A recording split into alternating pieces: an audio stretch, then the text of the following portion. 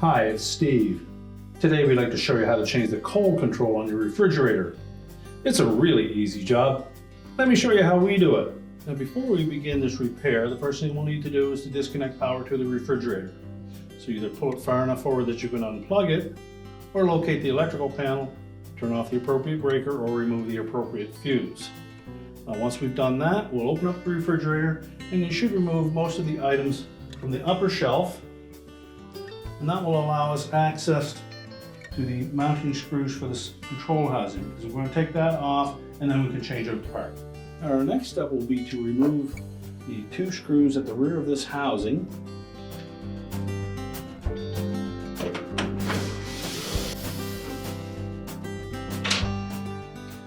And then 2 more at the front.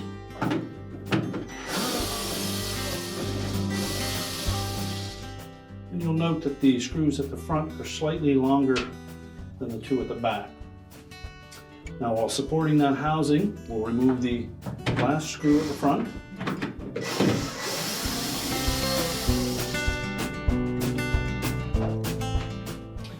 And then just lower it down a bit, and that will expose the wire harness connector. We next need to disconnect that.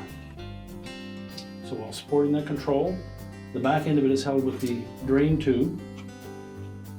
You can maneuver it enough that you can access that harness connector. Press on both locking tabs, squeeze them together, and pull the harness connector away from the ceiling. Then we can take that whole control assembly and we'll set it on a suitable work surface and change out the part. Now with the control housing on a suitable work surface, our next step will be we'll begin by removing the knob from the old control. So just take a flat blade screwdriver, go in behind here and pry gently on that plastic and pop the control knob off. Now next we can tilt that control out of the housing.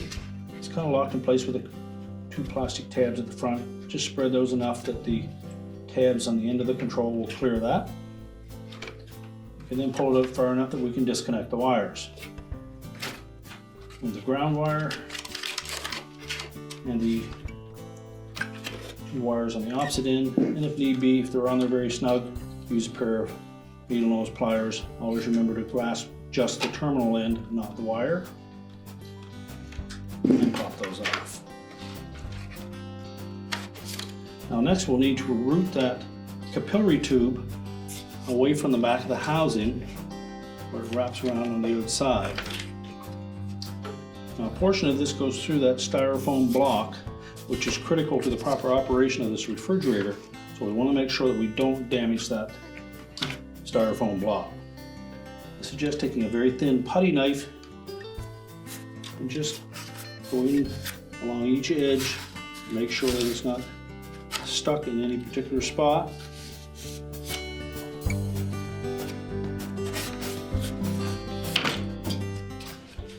And just flip it over and gently press on these 2 portions as well as the back side, and then carefully slide that styrofoam housing out and set it aside. Now with the styrofoam housing out of the way, you can see how that capillary tube is routed down through that area. So we'll carefully remove that, but just take note of where it ends up so that we can install a new one in the exact same manner.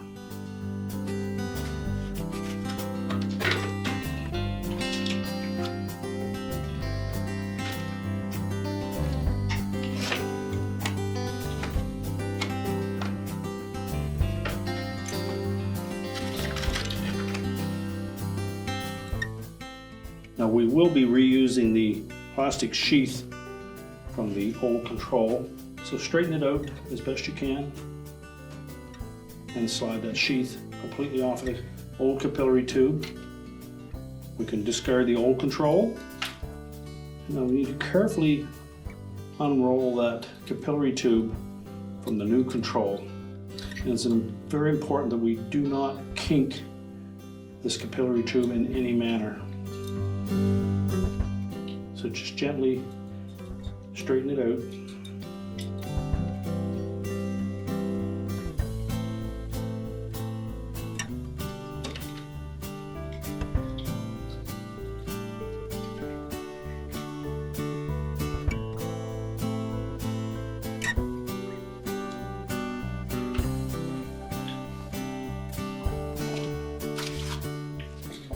Now we'll take the sheath that we used on the old control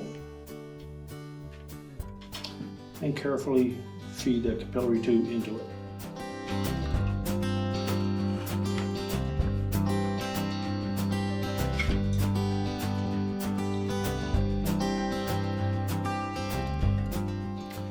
Now next we're ready to reinstall that new control, make sure that we route that capillary tube along that channel and out through the outside of that housing and then back down in through. So we'll begin by feeding the length of it out through that opening. Just carefully bend it, tuck it back into the housing, and then we'll bring that up to the same spot where the previous capillary tube had ended. Now while holding it in that position,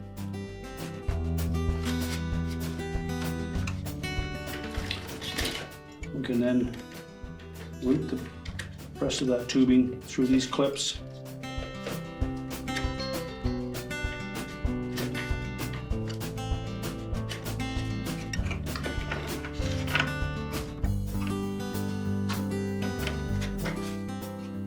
Along through that channel.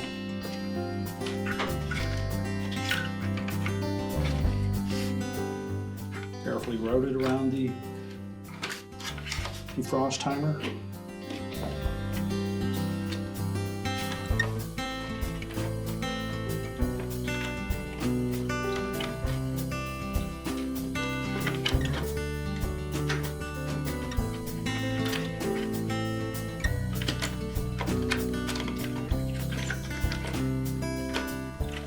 Now we'll position that control into the housing.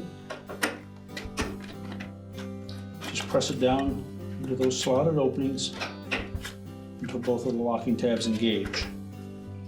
Now at this point, we can finish routing that capillary tube, ensure that it doesn't touch any electrical connections and has no sharp kinks in it.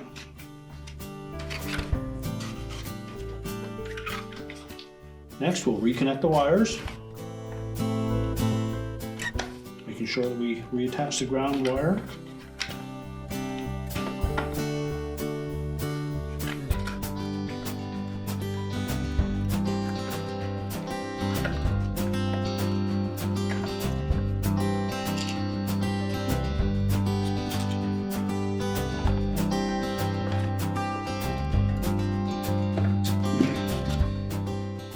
Sure both of the wires to the switch portion of that control are nice and tight.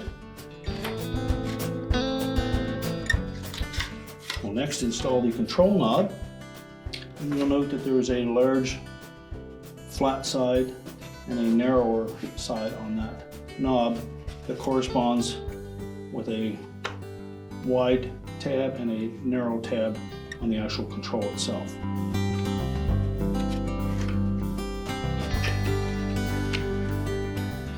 Press it firmly onto the control.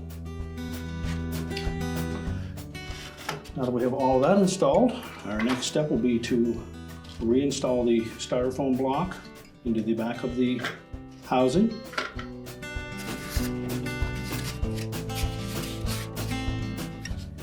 We want to make sure that we have the large rectangular opening facing up.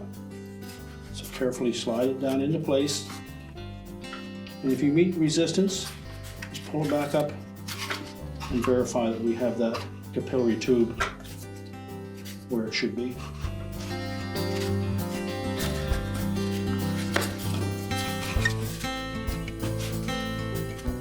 The housing should lay flush all the way around. And now we're ready to put the control assembly back into the refrigerator. Now when reinstalling the housing, First thing we need to do is make sure that we line up that drain tube with the opening at the back. Just fit that in, and that will support the back of the housing. So if we support the front with one hand, we can reconnect our wire harness connector to the outlet in the ceiling.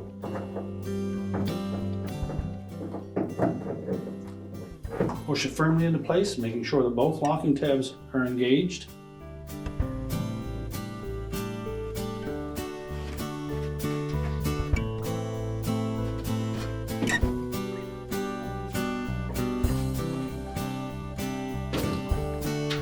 Next, we'll take one of the screws for the front of the housing, and we suggest fitting it up through the opening in the control housing itself. And then while looking across the top of the control, we can see where it fits into the ceiling.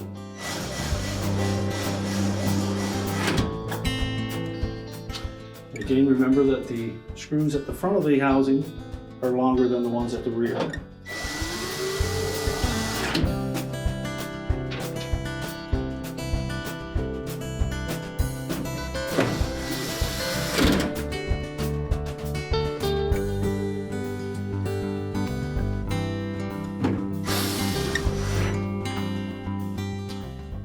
And now we're ready to put the shelving back in place.